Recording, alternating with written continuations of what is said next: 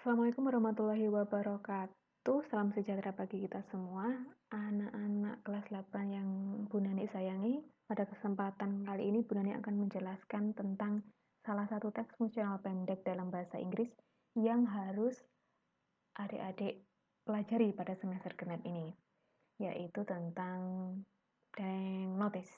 Ya.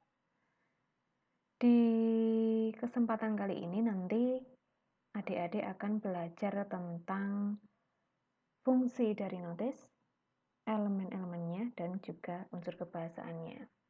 Langsung saja kita mulai dari fungsinya ya. Sebelumnya, apakah adik-adik pernah melihat teks semacam ini? Di mana saja mungkin melihatnya?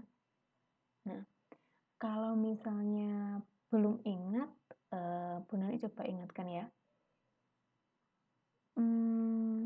Selama pandemi ini, ketika kalian bepergian ke suatu tempat atau makan di luar misalnya ya, dengan keluarga, atau melihat liputan tentang restoran gitu ya, ada wisata kuliner gitu ya, acara wisata kuliner di TV, atau melihat postingan di iklan restoran, iklan rumah makan di IG misalnya, di Instagram, kalian pasti menemukan ada himbauan untuk jaga jarak, cuci tangan, pakai masker, dan lain sebagainya.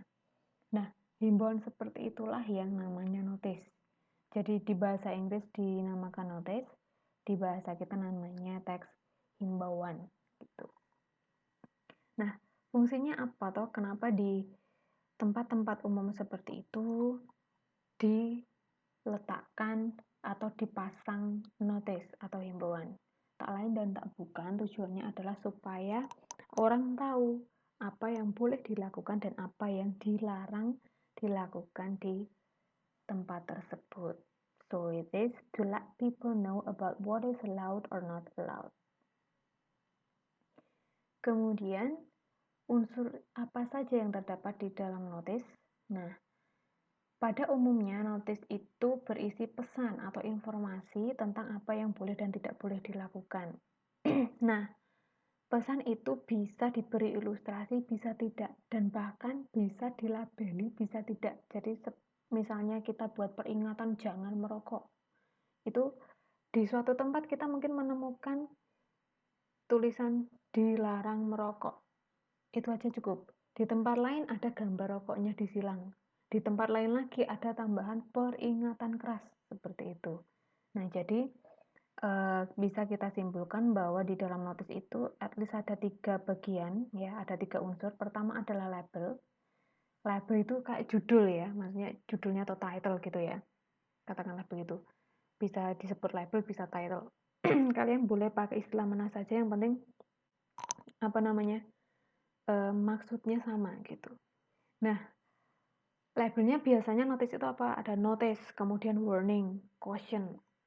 Warning, no smoking misalnya, notice, no trespassing, caution, keep alert, misalnya seperti itu. Lalu yang kedua adalah message atau notes-nya. Nah, jadi pesannya itu sendiri, infonya, misalnya dilarang merokok, dilarang makan dan minum, tetap waspada, begitu. Lalu illustration, gambar, biasanya dalam bentuk gambar ya. Nah, misalnya kalau no smoking, peringatannya dilarang, himbauan untuk tidak merokok, biasanya ilustrasinya adalah gambar rokok yang dicoret. Lalu untuk himbauan dilarang makan dan minum, gambar makanan dan minuman yang dicoret. Kemudian himbauan untuk tetap waspada biasanya ada misalnya tanda penuhnya, seperti itu. Nah, dari 3 unsur ini yang wajib ada itu adalah yang message-nya atau notes-nya, infonya tadi. Label dan ilustrasi sifatnya optional atau pilihan. Boleh ada, boleh tidak. Kemudian yang ketiga adalah language features-nya. Jadi di dalam notice itu unsur kebahasaan yang identik apa saja. Yang pertama ada gerund. Gerund itu adalah bentuk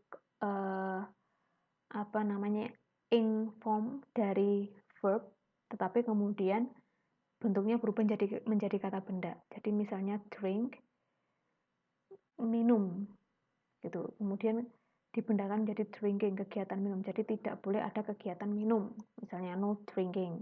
Lalu trespassing, dari trespass, menginjak rumput gitu ya. Kemudian ditambahin trespassing, jadi di situ tidak boleh menginjak rumput gitu. Biasanya dipasang di taman begitu ya. Next, ada juga imperatif, jadi bentuknya imperatif. Keep alert, do not enter, tidak boleh masuk, dilarang masuk gitu ya. Terus tetap waspada. Imperatif itu identik dengan penggunaan kata kerja bentuk pertama.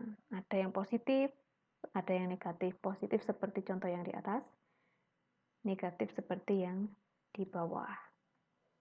Lalu ada juga penggunaan modal auxiliary, kata kerja bantu. Misalnya tadi contoh di halaman sebelumnya, all visitors must register at office. Ada kata must, harus. Lalu may, boleh kan, tidak boleh.